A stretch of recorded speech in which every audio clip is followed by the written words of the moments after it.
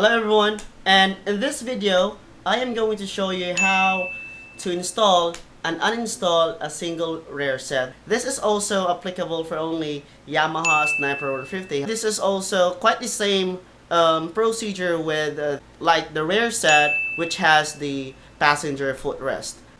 If you need this video, keep watching it, and we'll start right after the intro.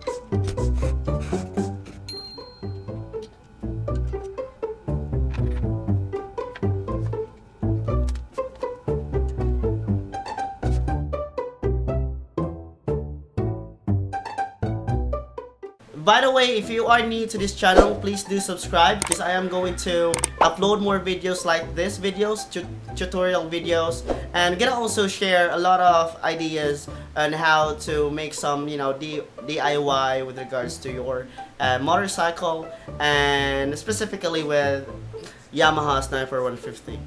And if you do have any other suggestions, please do comment those ideas below and I'll look into that one for you.